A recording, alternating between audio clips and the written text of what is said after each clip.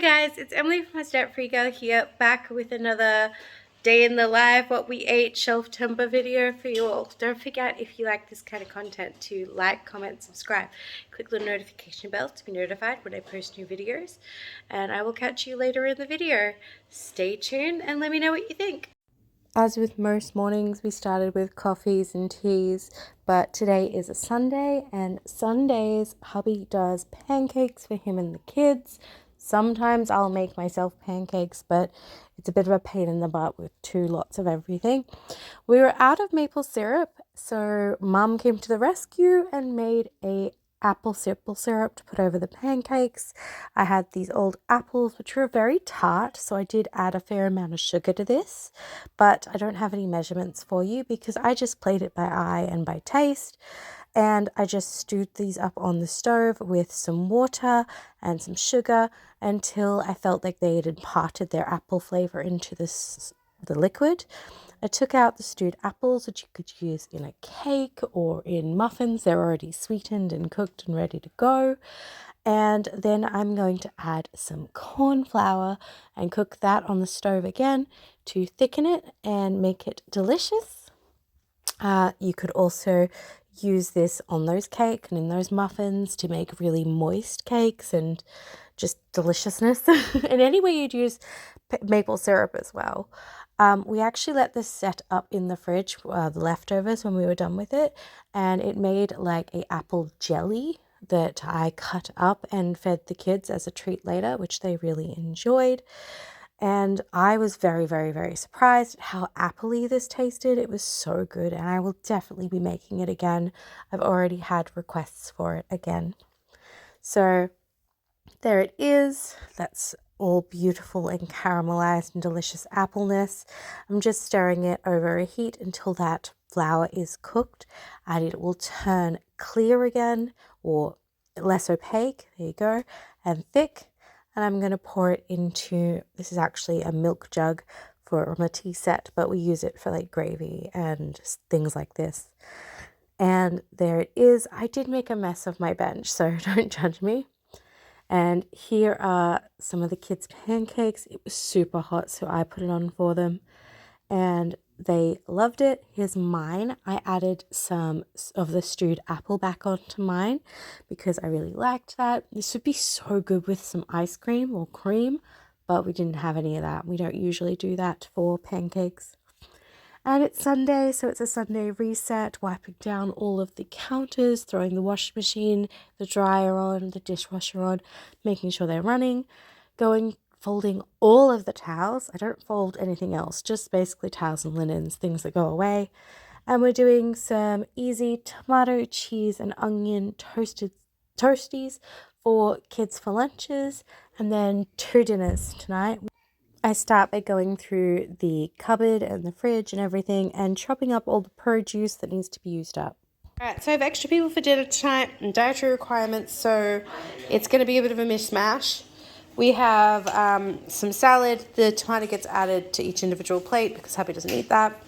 We have corn on the cob that we're going to boil up. We have some diced sweet potato and pumpkin. I've got some corn that I cut off the cob, some diced onion, some abrizio rice because I'm going to do a risotto with some roast chicken seasoning, some little bit of bacon, the last of the cheese, and maybe some of the salami ends there.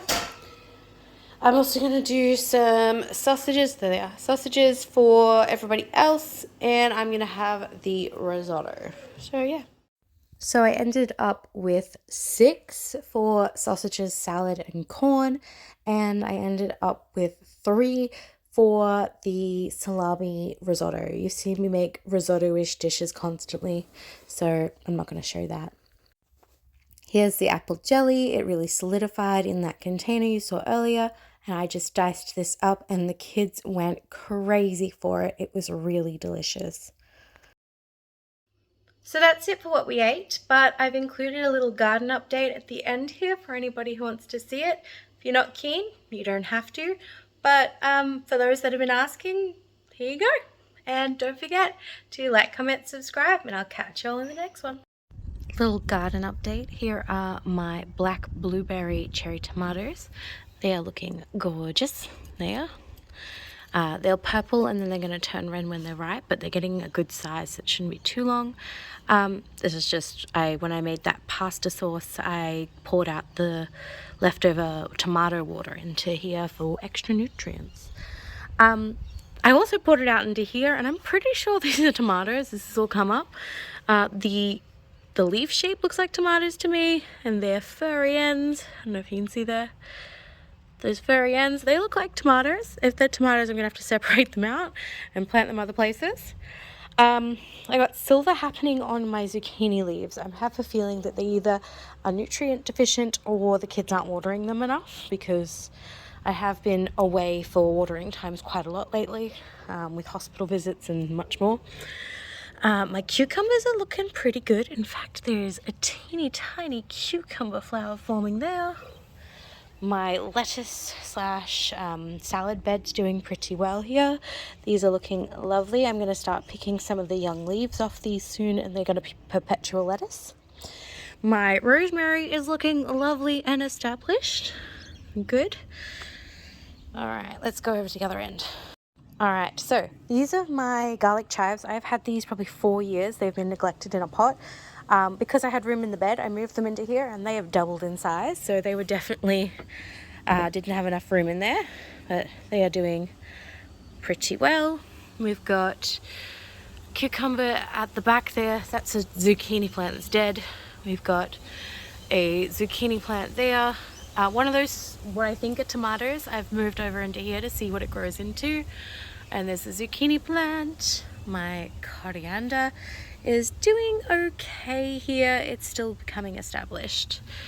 And my parsley is doing great. I'm still letting it bush quite a bit more before I start hacking at it, because we will eat a ton of it, and I want to make sure the plant is established enough to survive what we're going to do to it.